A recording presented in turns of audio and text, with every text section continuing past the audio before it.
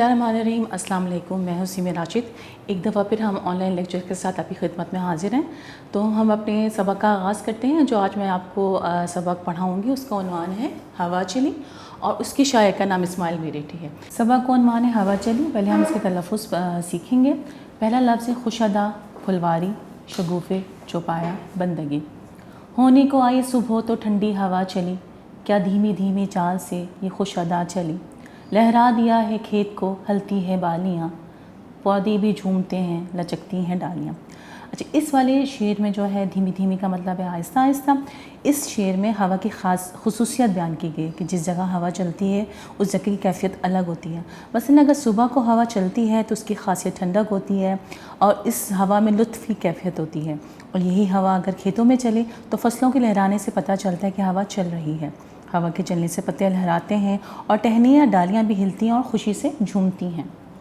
फुलवारियों में ताज़ा शगुफ़े खिला चली, सोया हुआ था सब्ज़ा उसे तू जगा चली। फुलवारियाँ यानी फूलों की क्यारियाँ। जब हवा चलती है तो पौधे खिल उठते हैं और नए फूल खिलते हैं, क्योंकि पौधों की नशोनमा के लिए हवा बहुत ज़रूरी है। सब्ज़ी के बारे में बताया जा रहा है कि सब्ज़ी को अपनी अहमियत का अंदाज़ा तब होता है जब हवा चलती है, उससे अपने ज़िंदा होने का एहसास होता है, क्योंकि दरख्त और पौधे हवा को तरोताज़ा रखते हैं। सरसब्ज़ दरख्त न बागों में तुझ बग़ैर, तेरी ही दम कदम से भाती है चमन की सैर। इस शेर में बाग का जिक्र है कि बाग की सैर का मज़ा तो हवा से ही है और हवा के चलने के एहसास से ही बाग की सैर का मज़ा आ जाता है। पड़ जाए उस जहाँ में हवा की अगर कमी, चौपाया कोई ज़िंदा बचे और ना आदमी। चौपाया कहते हैं जानवर को, चार पाँव वाले जानवर को। इसमें इस शेर में हवा की अहमियत बयान की गई है कि हमें ज़िंदा रहने के लिए हवा में मौजूद ऑक्सीजन की ज़रूरत होती है। अगर हवा में मौजूद ऑक्सीजन ना हो तो कोई जानवर, चरिंद परिंद, इंसान ज़िंदा नहीं रह सकता। चिड़ियों को ये उड़ान की ताकत कहाँ रहे, फिर काएँ काएँ हो ना गटर वो ना चहचहे। अच्छा, इस शेर में मुख्तलिफ़ परिंदों की कैफियत बयान की गई है, जिसमें चिड़िया, कौवे, कबूतर हैं। इनकी आवाज़ें बताई गई हैं कि हवा की बदौलत वो उड़ते हैं और जब वो उड़ते हैं तो खुश होते हैं और अपनी आवाज़ों के ज़रिए अपनी खुशी का इज़हार करते हैं। जैसे कबूतर जो है गडगडू की आवाज़ निकालता है। बंदों को चाहिए कि करे बंदगी अदा, इसकी के जिससे के हुक्म से चलती है ये सदा। आखिर शेर में शायर ने कहा है कि अल्लाह ताला ने बहुत सी नेमतों से हमें नवाजा है, जिसमें हवा भी एक नेमत है। इसके बगैर कोई जानदार ज़िंदा नहीं रह सकता। इसलिए इंसानों को चाहिए कि वो अल्लाह की इबादत करें जिसने हमें मुख्तलिफ़ नेमतों से नवाजा है।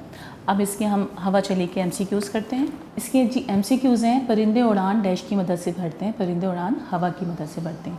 हवा किसके हुक्म से चलती है? हवा अल्लाह के हुक्म से चलती है।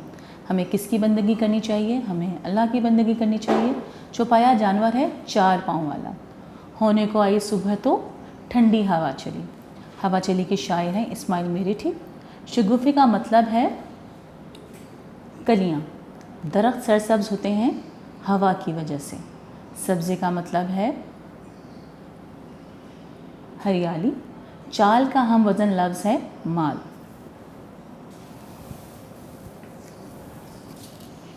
अब हम इसके अल्फाज मायने करते हैं। पहला लफ्ज़ है धीमी धीमी, जिसका मतलब है आहिस्ता आहिस्ता। चौपाया चार पाँव वाला जानवर। खुशअदा अच्छाइयों वाला, खूबियों वाला। चहचहे परिंदों के बोलने की आवाज़ें। लचकना बल खाना, मुड़ना। डालियाँ टहनियाँ। बंदगी इबादत। शगुफ़े कलियाँ। फुलवारियाँ फूलों की क्यारियाँ। सब्ज़ा हरियाली। अब हम इसके सवालात के जवाबात करते हैं। पहला सवाल है जी, परिंदे अपनी उड़ान कैसे भरते हैं? परिंदे अपनी उड़ान हवा की मदद से भरते हैं। इस नज़्म का मरकज़ी ख़्याल तहरीर करें। इस नज़्म का मरकज़ी ख़्याल ये है कि तमाम नेमतें अल्लाह ताला ने बनाई हैं और हमें हर हाल में अल्लाह की नेमतों का शुक्र अदा करना चाहिए। नज़्म के चौथे शेर को कॉपी पे खुशख़त लिखकर इसकी नज़र बताएं। इस शेर में हवा की खासियत बताई गई है कि हवा के बगैर कोई चरन परिंद ज़िंदा नहीं रह सकता और ना ही दरख्त सरसब्ज़ व शादाब रहेंगे और बागों में सैर का मज़ा तो हवा ही से है। हवा के बगैर ज़िंदगी का तसव्वुर नहीं। हमें किसकी बंदगी करनी चाहिए और क्यों? हमें अल्लाह ताला की बंदगी करनी चाहिए, क्योंकि हर चीज़ का खालिक व मालिक अल्लाह ताला है।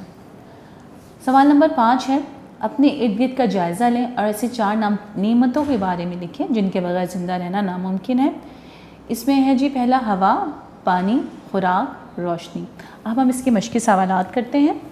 अपनी कॉलम अलिफ को कॉलम बे से मिलाना है। इसके शेर है लहरा दिया है खेत को, काय हिलती हैं बालियाँ, सरसब्ज़ हों दरख्त ना बागों में तुझ बगैर, बंदों को चाहिए कि करे बंदगी अदा, चिड़ियों को ये उड़ान की ताकत कहाँ रहे, तेरे ही दम कदम से है भाती चमन की सैर। अब दिए हुए हरूफ को जोड़कर अल्फाज बनाएं और इन अल्फाज से मुताल्लिक़ मिसरे लिखें। जो पहला लफ्ज़ है वो लचकती, शगुफ़े, सब्ज़ा, चौपाया और धीमी।